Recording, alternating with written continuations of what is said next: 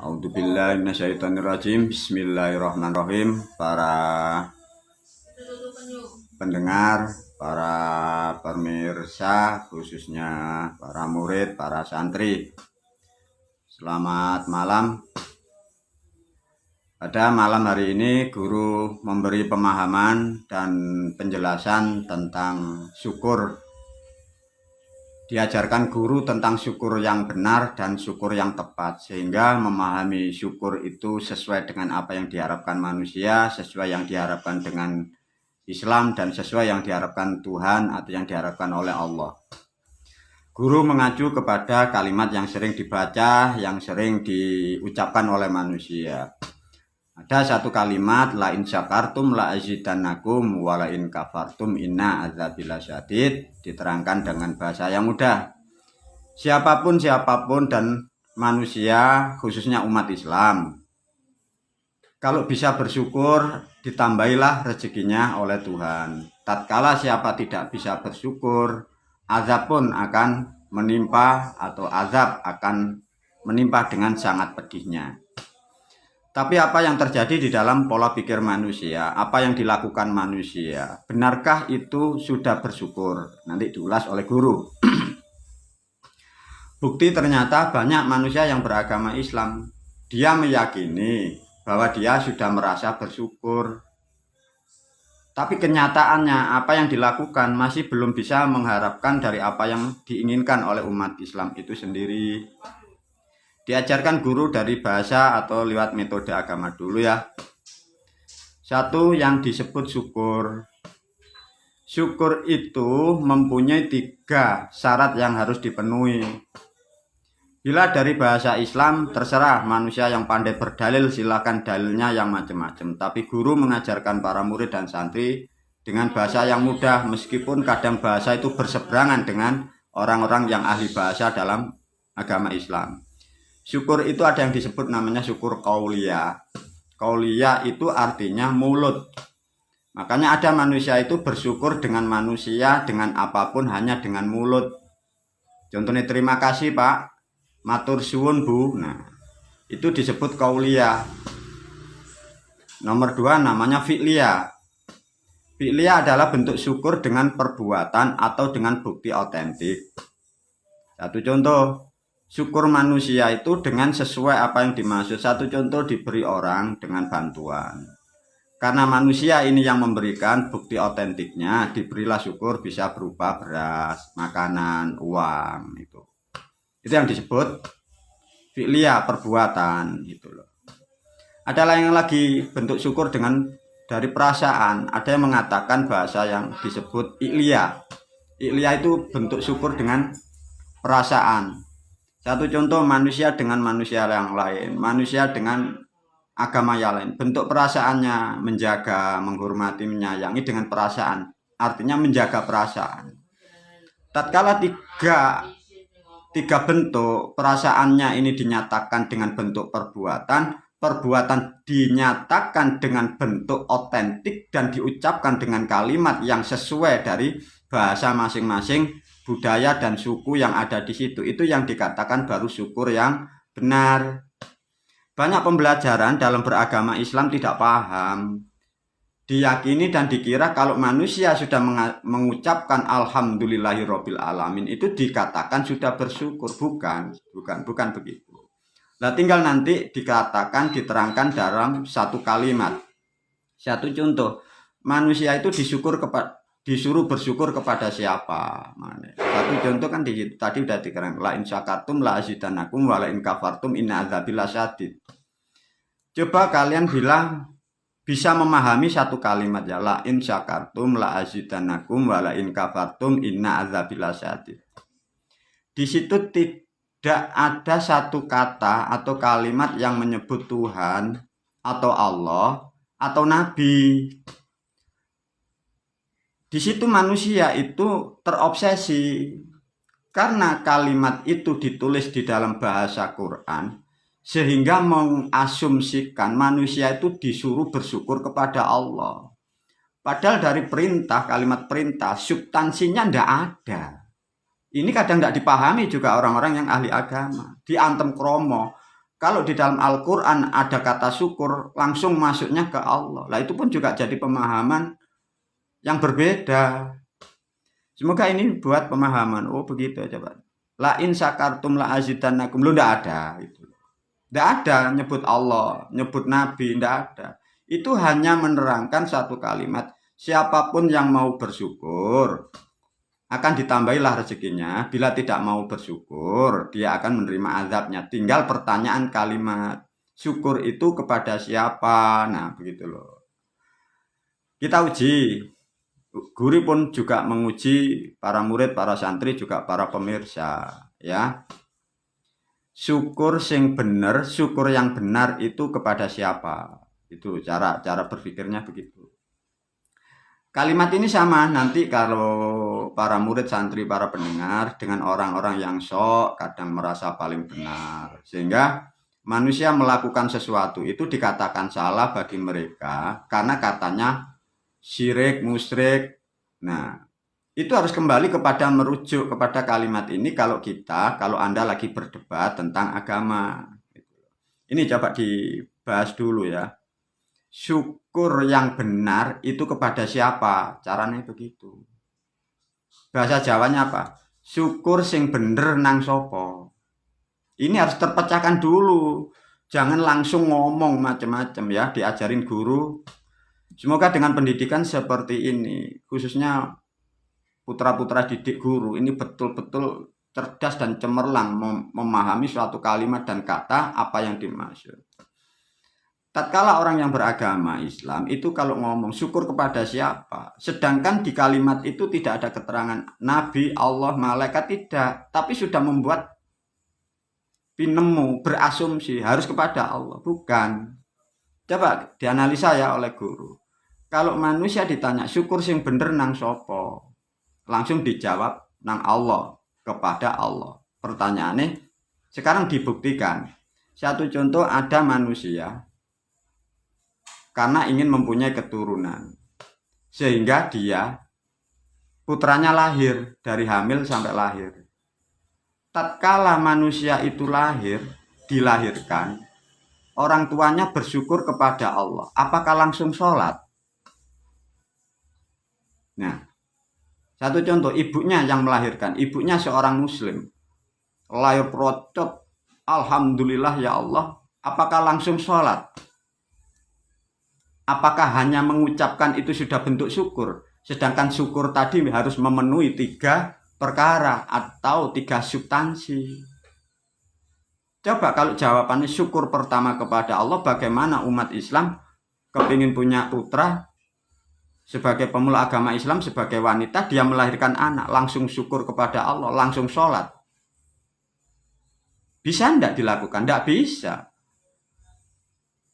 Loh, kenapa kok guru membuat satu percontohan di mana sholat? Karena sholat itu diidentikan syukur kepada Allah. Nah, ini guru membuat jawaban dari Quran itu sendiri. Nah, artinya kan jawaban itu salah. Diterangkan lagi, dijabarkan lebih luas. Kalau digambarkan bahwa Tuhan itu berumah atau mempunyai rumah, meskipun itu pralambang simbol Baitullah, rumah Allah. Kalau orang di Jawa melahirkan, mempunyai anak, karena sangat bangganya, apakah bapaknya langsung pergi ke Ka'bah? Nah, tidak bisa diterangkan karena ada pemahaman yang yang salah. Lantas bagaimana guru yang tepat? Coba dipahami. Ini tidak bisa dibantah karena kebenaran. Syukur sing bener iku nang sopo. Syukur yang benar itu kepada siapa? Jawabannya satu yang tepat. Syukur yang benar ya kepada siapapun yang telah memberi. Nah, ini baru kejawab. Jadi sudah dipahami ya. Syukur sing bener ya syukur nang sopo ae sing menehi. Nah, syukur yang benar ya kepada siapapun yang telah memberi. Satu contoh kita tahu di jalan yang nyata, bersosial, bermasyarakat, kita diberi manusia si A. Ya kita bersyukur kepada dia karena dia telah memberi kepada kita. Sebagai manusia kadang kita pun sadar dan menyadari. Kita bisa kecil, bisa makan dengan mudah. Karena yang memberi makan itu melewati orang tua. Ya kita harus bersyukur kepada beliau orang tua. Sebagai manusia bisa makan, bisa berteduh, bisa bermain, bisa bertamasya. Kita hidup di negara Pancasila. Ya kita bersyukur kepada negara. Caranya beda. Kalau bersyukur kepada manusia, satu contoh dengan orang tua, caranya kan ada, memberi makanan, memberi perbuatan, memberi ucapan, memberi perilaku, bahkan bisa memberi sesuatu kepada orang tua. Itu bentuk otentik syukur. Nah, baru diterangkan kalau syukur kepada bangsa dan negara. Apa? Kita mengikuti aturannya, kita taat aturan dan undang-undang. Meskipun undang-undang itu sulit dan pahit, ya kita dituntut untuk mengikuti. Karena apa? Karena itu kebijakan negara. Meskipun hati ini kadang sulit. Nah, itulah yang bentuk dikatakan syukur. Bukan terbolak-balik, hanya alhamdulillah, tidak ada bukti otentik itu. Itulah yang disebut syukur. Lah nanti ada pemahaman yang lain. Karena sudah dijawab bahwa syukur yang benar adalah kepada siapapun yang memberi. Nah, nanti ada namanya makhluk. Hewan aja. Hewan, satu contoh kalian ternak. Ternak apapun. Dari Anda berternak dengan kambing, sapi, kerbau, ayam. Bentuk syukurmu kepada hewan gimana? Bukan hewan itu kalian puja. Bentuk syukurmu menjaga sebaik mungkin. Kandangnya dibaik, kandangnya dibersihkan, kesehatannya dijaga, makanannya dicukupin. Itu bentuk syukur. Nah, itu syukur kepada peliharaan. Semoga dengan penjelasan sesimpel ini sangat mudah dipahami. Sehingga barangkali kemarin masyarakat, para pendengar, khususnya para santri, ada yang salah, dibenahi. Baru masuk lagi ke tatanan, nanti ada namanya makhluk gaib. Ada nanti ada yang tidak kelihatan, ada nenek moyang, ada penguasa kampung. Bagaimana nanti diajarkan guru. Karena apa? Karena adanya mereka, adanya beliau-beliau. Adanya para moyang, itu yang membentuk struktur, aturan, sistem, bahkan pertanian, ilmunya, itu sudah dibekali nenek moyang kita dulu. Bagaimana kita bisa melupakan? Ya tidak bisa, karena apapun yang ada di dunia sekarang, itu jasa mereka, jasa beliau-beliau. Karena kita, para pendengar, memahami yang salah. Semua di-justice hanya Allah. Sehingga manusia yang berjasa, yang telah berbuat, kalian lupakan, kalian tinggalkan.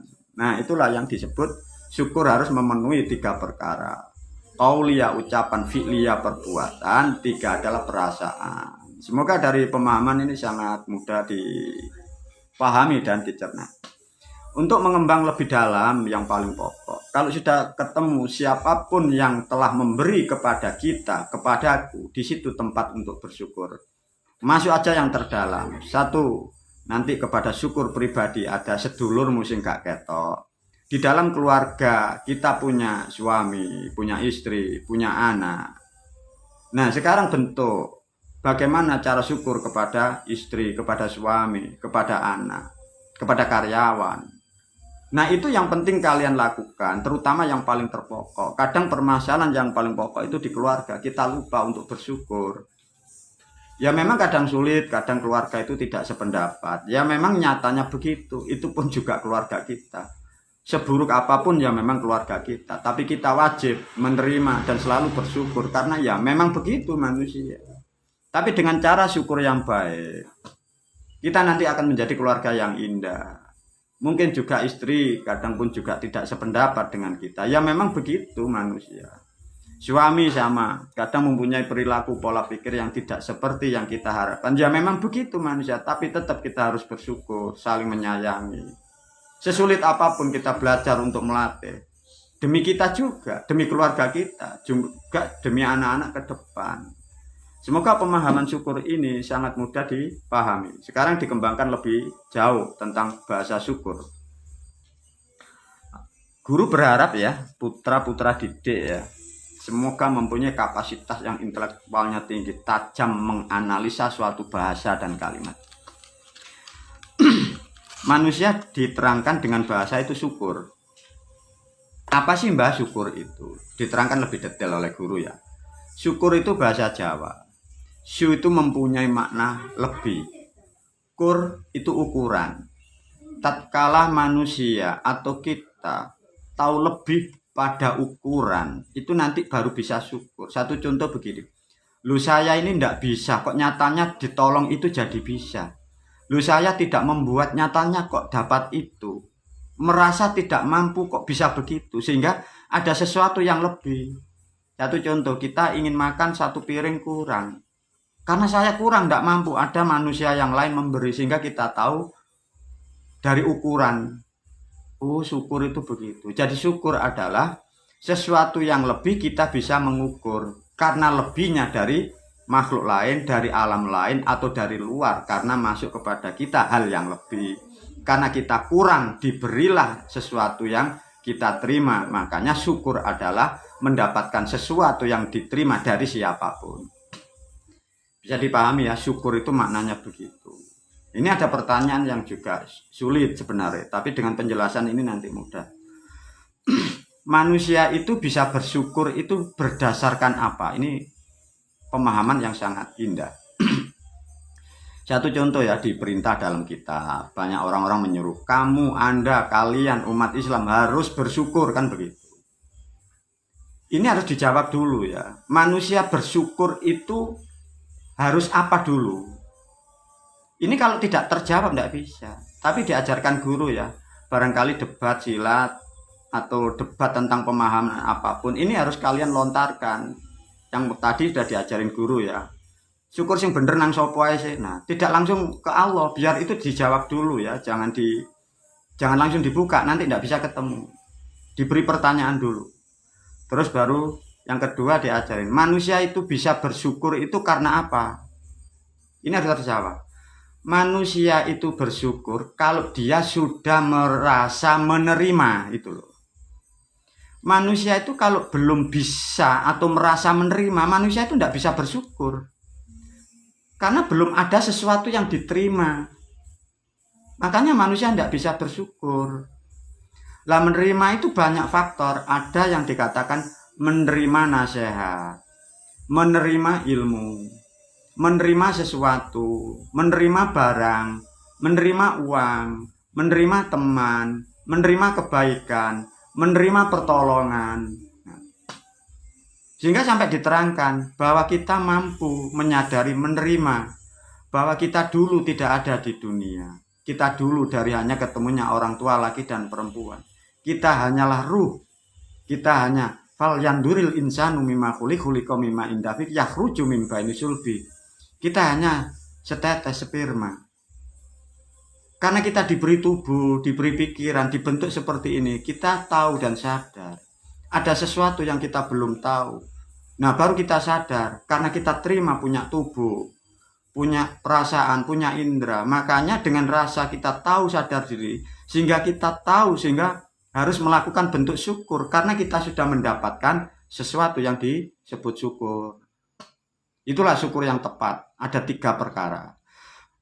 Diterangkan nanti lebih detail masuk ke tentang syukur makhluk gaib. Satu contoh. Ini mendekati atau masuk di bulan Ruwah atau Sya'ban, guru atau leluhur mengajarkan ritual namanya megengan. Megengan sudah diterangkan guru, maknanya menghormati jasa-jasa beliau, terutama orang tua yang meninggal, bapak dan ibu yang meninggal, laki dan perempuan yang meninggal, nenek kakek laki dan perempuan, buyut laki dan perempuan, makhluk seluruh dunia. Karena adanya kedua makhluk itu, kehidupan berjalan sampai sekarang, disimbolkan apem dan pisang. Pertanyaannya begini, guru, bagaimana kita bersyukur kepada alam atau ruh yang sudah meninggal? Tadi sudah diterangkan guru ya. Syukur itu dikatakan benar, itu kalau memenuhi 3 perkara. 1 ucapan, 2 perbuatan, 3 perasaan. Itu rumusnya. Nah, sekarang kita dikembangkan lagi oleh syukur kepada siapa tadi? Ya kepada siapapun yang telah memberi. Dengan kesadaran kita dibesarkan, dibantu para orang tua yang sudah meninggal. Sehingga dengan pemikiran dan perasaan kita tahu jasanya beliau. Nah, sekarang beliau sudah di alam arwah atau di alam ruh. Nah, sehingga bentuk fi'liyah atau bentuk otentik syukurnya sudah tidak berupa uang. Nah, baru ketemu. Karena leluhur yang sudah meninggal itu sudah sesuatu hal yang disebut itu ruh. Ruh ya, terserah mau bahasa apapun guru mewakili atau memakai bahasa ruh. Karena nanti mudah dicerna ya, ruh. Ini baru diterangkan lebih detail ya. Kalau manusia yang kasar seperti kita, memang tubuh kita mengasup makanan kan nasi sudah kelihatan. Tapi pada hakikatnya sari nasi, sari makanan ini yang diambil sarinya pada hakikatnya. Semua buah-buahan, makanan, daging apapun itu hanya diambil sarinya. Artinya ruh kita ini mengambil sarinya. Ini kadang pembahasan ini kurang detail sehingga jadi pemahaman yang tidak tepat ya. Kalau sudah tahu bahwa ruh ini mengambil sari-sari yang ada. Sedangkan ruh yang meninggal butuh apa? Diterangkan agar ini bisa dipahami untuk bisa dibagi dengan yang lain. Karena leluhur atau megengan itu sudah berupa ruh. Ruh itu bisa makan atau bisa konsumsi atau bisa nyaman ya. Nanti beda pemahaman. Kalau manusia ngomong makan, gambarannya ini dimasukkan di mulut, tidak. Makan itu belum tentu harus melalui mulut. Menelan belum tentu harus lewat mulut. Satu contoh, ada bahasa, manusia itu ditelan ombak. Apakah ombak ada mulutnya? Tidak. Ini harus lebih detail ya. Leluhur atau manusia yang meninggal itu disebut makan itu sesuatu ruh. Ruh itu yang dikonsumsi satu wewangian. Apa buktinya guru? Guru sering membuat praktek analisa. Manusia aja kita ya, kita. Coba manusia yang di dunia yang masih diberi kehidupan, kita punya ruh, punya tubuh. Coba analisa manusia kita mandi. Ya, pakai sabunnya yang ada aroma harum atau wangi. Unsur wangi dan unsur air ada dua di situ. Air untuk membersihkan tubuhnya. Lah, dari wangi sabunnya itu untuk membersihkan apa? Coba. Apakah bisa wewangian itu untuk membersihkan tubuh? Tidak bisa. Tapi bukti dinyatakan dan terbukti. Dengan manusia ini menghirup, mencium wewangian setelah mandi. Apa yang dirasakan manusia? Hidupnya lebih damai. Hidupnya lebih bahagia. Hidupnya lebih semangat. Karena indera penciumnya menghirup sesuatu wewangian itu.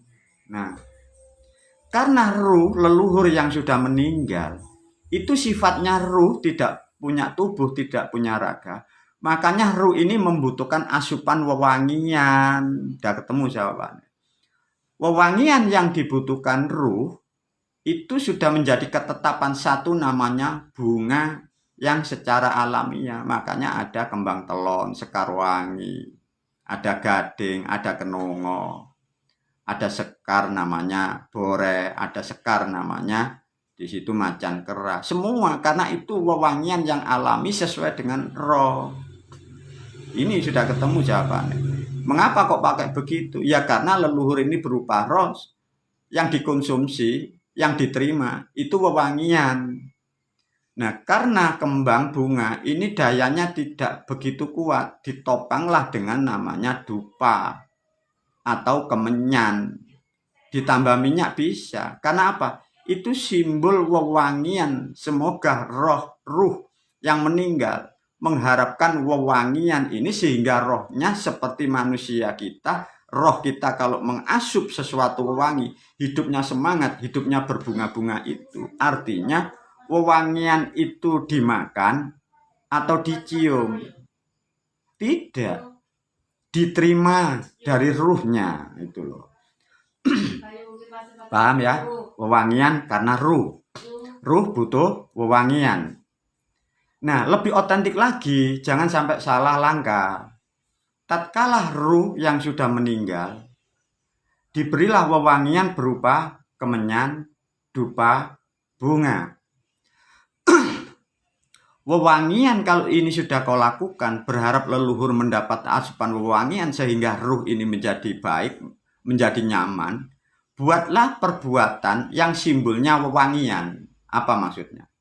Setelah kirim doa, berharap nenek moyang leluhur kita mendapat harum wewangian, rubahlah hidupmu, perilakumu lebih baik, dimaknai hidupmu lebih wangi dari perbuatanmu, namanya berakhlakul karim atau mempunyai perilaku yang baik terutama dengan keluarga. Ini nanti keluarga nenek moyangmu, leluhur kita yang meninggal itu sangat bangga karena dari anak cucunya yang di dunia tidak hanya mengirim wewangian, tapi dia mampu menciptakan perbuatan yang wangi sehingga nenek moyang leluhur yang meninggal dia tanpa diberi wewangian pun dia sangat bangga dengan perilaku putra-putranya, anak-anak, cucu-cucunya. Ini kadang miss masyarakat. Dikirimi kemenyan yang meninggal, setelah kirim wewangian, di dunia perilakunya ndak wangi, menipu, memfitnah, serik dengki, menyala-nyalain orang lain. Ini perbuatan yang busuk, artinya tidak connect dengan yang apa kalian lakukan dengan para leluhurmu yang sudah meninggal. Semoga pemahaman ini menjadi satu pemahaman yang sangat mudah untuk menjadi pengertian yang sangat mutlak. Artinya melakukan hubungan interaksi dengan ruh memberi wewangian itu sedikit pun tidak ada larangan oleh Tuhan dan tidak ada agama yang bisa melarang karena sudah dijawab oleh guru bahwa ini bentuk manusia hormat mengikat dengan para leluhurnya. Ini bisa diajarkan kalimat ini kepada orang-orang yang salah persepsi, orang-orang tidak mengerti, mengkafirkan, memusyrikkan. Sekarang dibuka, dijelaskan oleh guru bahwa terjawab dengan rasional, dengan pemahaman yang sangat mudah oleh dipahami. Kita ambil dari negara yang lain. Coba kita ambil aja negara yang kecil. Satu contoh Jepang. Jepang itu ada sebagian manusia menjalankan ritual menghormati nenek moyangnya. Tapi jarang pun yang melakukan. Karena perilaku negara Jepang itu hidup sosialnya, warganya, itu perilakunya bagus dengan lingkungan, dengan teman, dengan keluarga, antar agama. Artinya tanpa sadar, suatu negara melakukan kebaikan, perilaku yang benar dalam keadaan yang nyaman, otomatis meskipun leluhur yang meninggal tidak diberi sesuatu wewangian, artinya leluhur yang di Jepang itu sudah terpenuhi cita-citanya. Kekurangan kita bagi pribumi, kadang kita datang ke tempat-tempat yang gaib, tempat-tempat makam. Setelah datang dari makam, kita keluar dari makam, perilaku kita yang tidak tepat, tidak benar. Dan sekaligus dimotivasi, katanya itu musyrik dan syirik, orang lain salah, malah jadi permasalahan di negara kita. Semoga pemahaman dengan yang sangat simpel, sederhana. Semoga tuntunan ini bisa ditangkap, bisa diterima oleh seluruh khalayak, baik dari Muslim, dari Islam, dari Kejawen, dari Kristen, dari Nasrani, dari Hindu, dari Buddha. Semoga apa yang diajarkan oleh guru manfaat di dunia wal akhirat. Terima kasih. Assalamualaikum warahmatullahi wabarakatuh.